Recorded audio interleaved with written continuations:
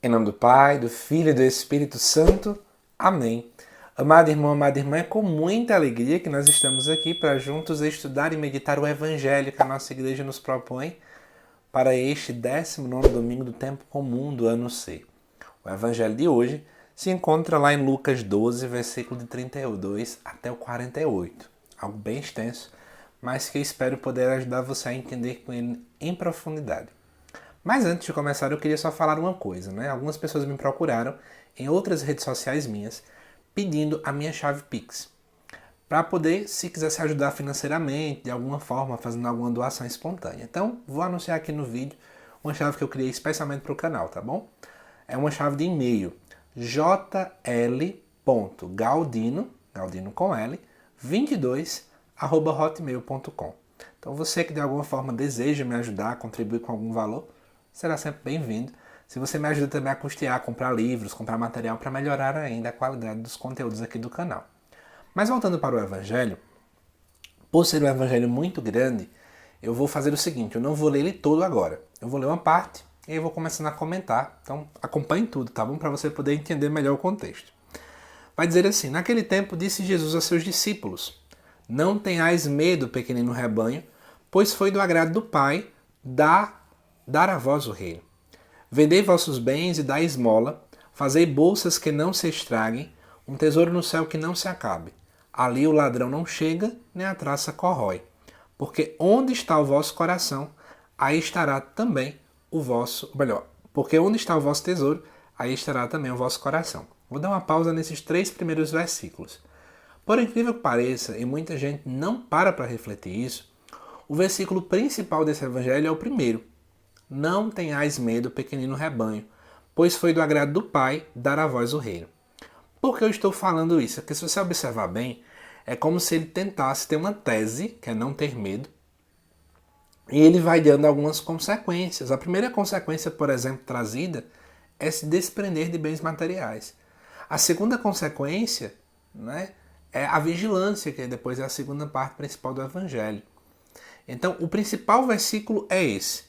E aí eu quero começar a explicar a importância desse contexto teológico. Em primeiro lugar, a expressão rebanho, ela é utilizada várias e várias vezes, já no Antigo Testamento, para se referir ao povo de Deus. Não só na Bíblia, né, mas na própria igreja, na liturgia, na própria história da igreja sempre se utilizou isso. Então, por exemplo, a gente percebe lá no Salmo 77, versículo 20, Salmo 100, versículo 3, Isaías 40, versículo 11, Ezequiel 36, versículo 38, são alguns dos exemplos. Inclusive, Isaías 41, 14 utiliza a expressão resto, o resto do povo, né? Ou até vermezinho, ou até bichinho. Lucas 6, versículo 20 e 21 usa a palavra sedentos, empobrecidos, os que choram, os pequeninos, os famintos, os coxos, os cegos, enfim. São muitas as expressões utilizadas, mas a parte rebanho é muito bonita, muito sugestiva. E aí é interessante você perceber por que pequenino rebanho. Historicamente falando, aquele povo estava vivenciando, né, uma dinâmica de encontro com o Império Romano. O Império Romano era muito maior que eles. Então faz todo sentido você pensar que eles eram quase invisíveis dentro da sociedade. Como se não bastasse, ainda temos um judaísmo que existia naquele tempo, que era muito maior que o cristianismo. Então, mais uma vez, é um pequenino rebanho. Mas apenas pensar no tamanho nesse sentido é muito equivocado de nossa parte. É importante você também entender que é pequenino porque aqueles que estão ali dentro são pessoas pequenas, pessoas simples, humildes. Então é pequenino tanto na quantidade de pessoas, seria uma questão do tamanho mais geográfico, como também qualitativo, na qualidade daqueles que ali estão. E aí é interessante você perceber que, segundo o texto, não se deve ter medo, porque é agrado de Deus dar a vós o reino. Ou seja, não é para você ter medo, porque foi Deus que quis. Não é para ter medo. Isso vale para a gente hoje. Muitas e muitas vezes nós somos esse pequenino rebanho. Em um mundo tão descrente, em um mundo que muitas e muitas vezes a religião é colocada de lado, que Deus é colocado de lado e por aí vai.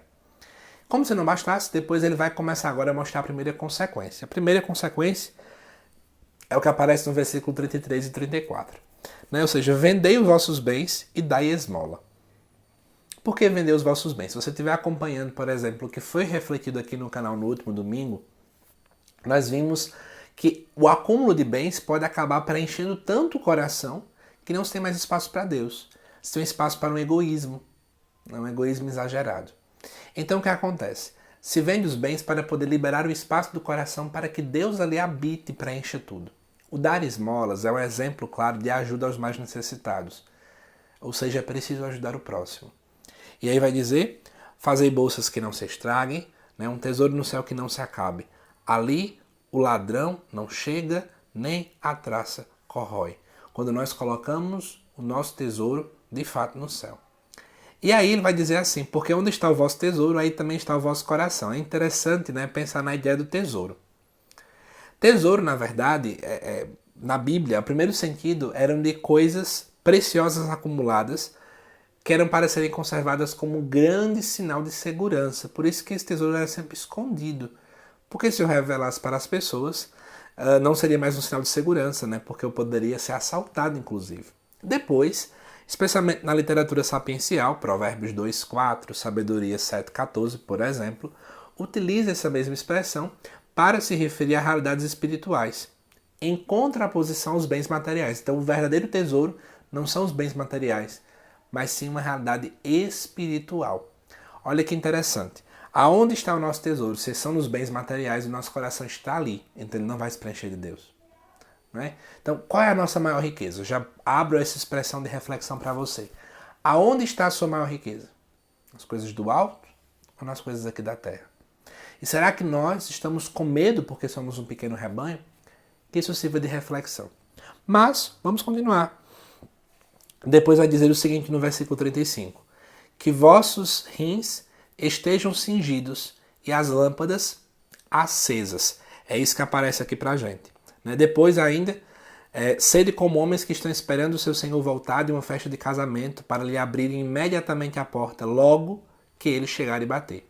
Felizes os empregados que o Senhor encontrar acordados quando chegar. Em verdade eu vos digo, ele mesmo vai cingir-se, fazê-los sentar-se à mesa e, passando, os servirá. Essa seria uma espécie de primeira parábola que aparece dentro desse texto. Né? Vamos entender um pouquinho. Naquele tempo, a vestimenta básica para as pessoas era uma túnica. E aí, só que ela não facilitava muito o serviço, né? Quando você estava buscando se movimentar. A túnica atrapalha muito.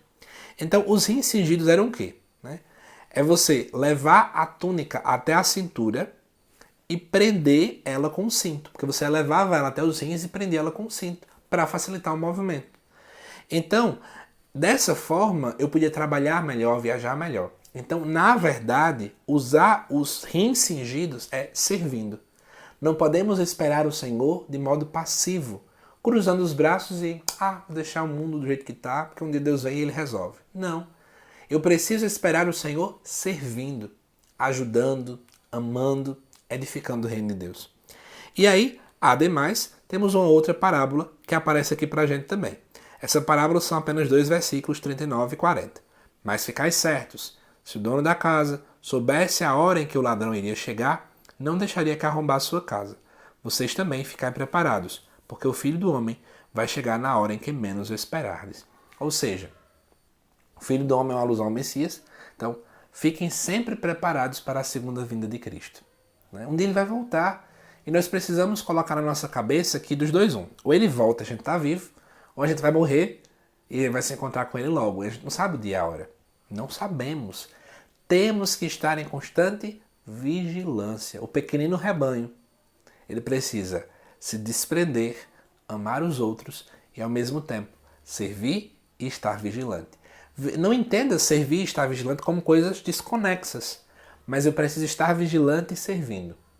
É um servir que continua na vigilância. É vigiando e continuando servindo. É assim que a palavra nos convida a ser.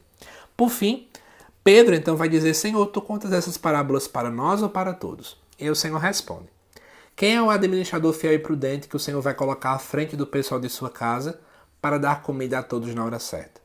Feliz o empregado que o patrão ao chegar e encontrar agindo assim.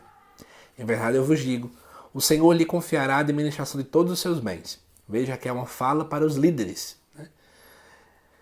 Porém, se aquele empregado pensar, meu patrão está demorando, e começar a espancar os criados e as criadas, e a comer, a beber e a embriagar-se, o senhor daquele empregado chegará num dia inesperado e numa hora imprevista ele o partirá ao meio e o fará participar do destino dos infiéis. Aquele empregado que, conhecendo a vontade do Senhor, nada preparou nem agiu conforme a sua vontade, será chicoteado muitas vezes. Porém, o empregado que não conhecia essa vontade e fez coisas que merecem castigo, será chicoteado poucas vezes. A quem muito foi dado, muito será pedido. A quem muito foi confiado, muito mais será exigido. Como entender isso aqui? Rápido e fácil de entender. Primeira coisa, aquele povo da comunidade de Lucas, né, isso acontecia na igreja primitiva, eles sempre esperavam a volta do Cristo de modo muito rápido. Então era meio que assim, Jesus disse que vai voltar, então ele volta esse ano. O ano acabava e Jesus não voltava. Então deve ser ano que vem. O próximo ano, terminava o ano e Jesus não voltava. E aquele povo vai esperando e vai inclusive se cansando. E esse cansaço gerava o povo no esfriamento de fé, no largar o serviço, no largar a caminhada. Então Lucas deseja acordar o povo. Gente, acordem. Nós não sabemos a hora que ele vai vir. Então nós não podemos acabar vivendo uma vida errada porque ele pode chegar a qualquer momento. Mas é interessante a figura que é colocada aqui, né? Se o Senhor colocou o povo fez coisa errada, essa pessoa vai sofrer. Mas vão sofrer de modos diferentes, porque se eu não tinha consciência, olha aqui, é interessante a gente refletir que aqui a gente lembra muito do que o sacramento da confissão nos coloca, né? O meu pecado, se eu tenho consciência, ele é pecado mortal. Se eu não tinha consciência, continua pecado, mas não é mortal, é venial. Porque na verdade, quando a gente tem consciência, então eu recebi muito. E aquele que muito recebe é muito cobrado. E aí eu digo para você, eu amo estudar, mas eu sei que quanto mais eu estudo, mais eu serei cobrado. Faz parte da vida. Mas eu tenho que entender que quanto mais eu sou cobrado, mais a graça de Deus também está junto de mim. E é ela que nos fortalece, para que a gente nunca desista, porque Deus está conosco sempre. Amada irmã, espero que você tenha gostado desse estudo, que Deus te abençoe imensamente e que esse evangelho gere em nós reflexão. Será que estamos vigiando? Será que nós estamos servindo? Será que estamos tendo medo porque somos um pequeno rebanho? Deus está conosco. Ele jamais nos abandona. E Deus te abençoe e até os nossos próximos vídeos aqui no canal.